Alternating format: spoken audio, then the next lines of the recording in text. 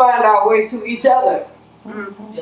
But it's a challenge for us to stay together in our work for justice. I tell you what I have learned. You cannot explain chitlins.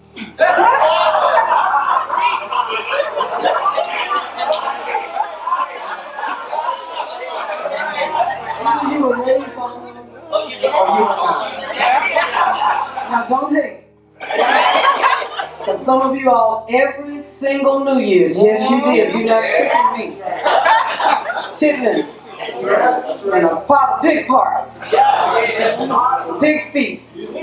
Some of us went all the way. Pig ears, pig tail, pig snoot, hog head cheese, whole thing. That's our people. That was what we had.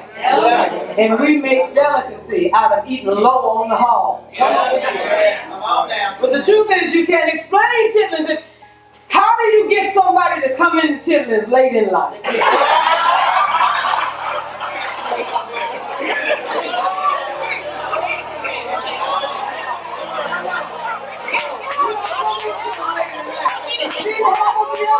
You will not begin to have them now. Amen. Because there are some things that are part of our culture. Come on. I was watching a movie, a newscast in New York City when I was with Pastor Vanessa, and a tenement, a house, a dwelling had burned down. And of course, they interviewed the woman with the puffy net thing on her head and the slippers. You know the one they always interview. So come, ma'am, can you tell us what happened? She said, uh-huh. She said, all I know is, it got right into my brain. All I know is something have happened. She said, and something had got to be dead. My mother was living and she turned to me, she said, here's the funny part, Yvette, I know exactly what she meant. You don't know. I said, what does she mean? She said, we're living here as African Americans in this tenement and no one has come to repair our infrastructure.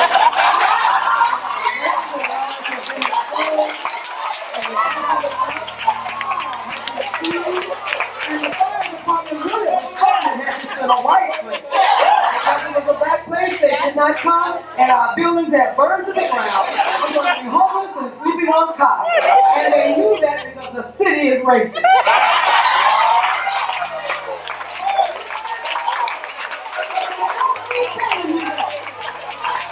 You knew when she said something had happened, and something had got to be dead. Because you come from it. Your mama come from it. Your auntie and your uncle come from it. You see, though we are from different places and different experiences and different faith paths, let's never forget the things that have brought us to this moment. We have some things that brought us to this moment that we have in common, and we have to be clear that no one will divide us. Money won't do it. No. Prestige won't do it. The opinions of others cannot. We have to be committed to being one. Yes. Let me tell you about unity. Unity is different from sameness. Let's not get it crossed up. Because we will not all agree on all things. No, we will not.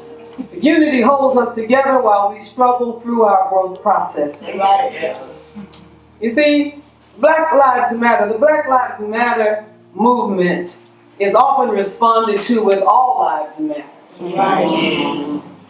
As an effort to somehow dumb down the Black Lives Matter movement. We know all lives matter. Sometimes a group of people has to gather around their sameness. Yes. So that their otherness will not divide them. Yes. Unity becomes most visible when unity is demonstrated in our support for one another. But you can't support me if you don't know my story. So you have to hear a little bit about what I've been through, and I have to hear a little bit about what you've been through. And the only way that that can happen is if we spend some time together. Come on. We got to walk it out together. We have to listen deeply, not just with our outer ear, but with our inner ear. We have to see keenly, not just with these eyes, but with this one. Yes. So that we can really become one. Anybody hear me? Yes. Now we are hard pressed to speak to and model the need for unity and peace in the world if we're not modeling it among ourselves. What does it mean? And when we leave this meeting, there may be some people we need to call and tell them, you know, I was off on that. I was wrong for that. I'm not responsible for how you treated me, but I am responsible for how I treated you. And it's amazing, you can't get up and go and start something new with a bunch of new people until you get some things fixed. You gotta say it. With some of the old people. Well, we left things, you understand. When we moved from Atlanta, we left things. Come on. When we moved from New York, we left things. When we moved from Alabama, we left some things. There's some things that we need to clear up. And if you owe somebody, pay them. You didn't hear what I said. Because if we're going to be one, we have to begin with the necessary restitutions that we need to make among ourselves. And if somebody wronged you, forgive them. Oh, I know I got it right. Even if they were really wrong. Even if they're dead. Because it doesn't free them, it frees you. Come on now. We have work to do. And we're hard pressed to do it. And as people of African descent, we have and often are being forced into silos that separate us from one another. Yes. Silos like, where did you get your degree?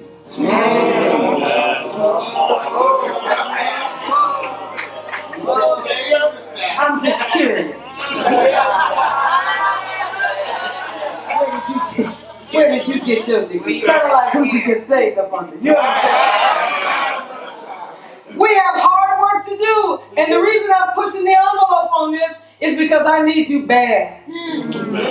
For what it is that we have to do in these upcoming months and days and years, I need you bad. I need you bad. I need you bad. And I need people who understand my struggle, who will get in the struggle with me. I represent about 5 different minorities.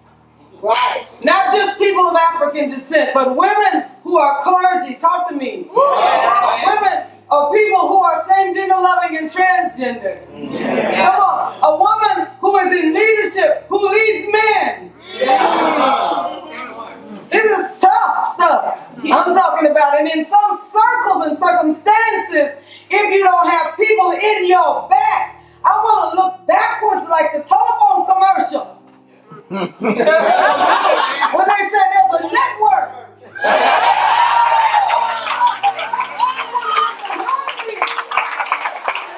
See a bunch of people in my back helping me to do these things in this dangerous time. Yes. And we have work to do. And in order for authentic unity to exist, we have got to determine that we have some common purpose. Come on. What matters to all of us? Yeah. I know there are different things that matter to each of us, but what matters to all of us? What is our common vision? What is our common destiny? Yes. What holds us together? This stupid election cycle has revealed the underbelly of the ways in which particularly Christianity has abdicated its moral authority. And I hate to be the one that says it. Because I'm unapologetically a disciple of that man from Nazareth.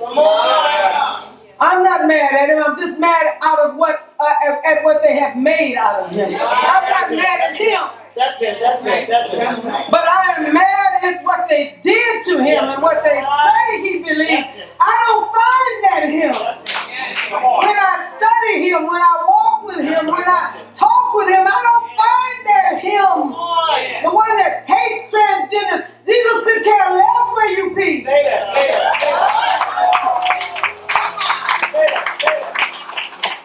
He just wants you to be.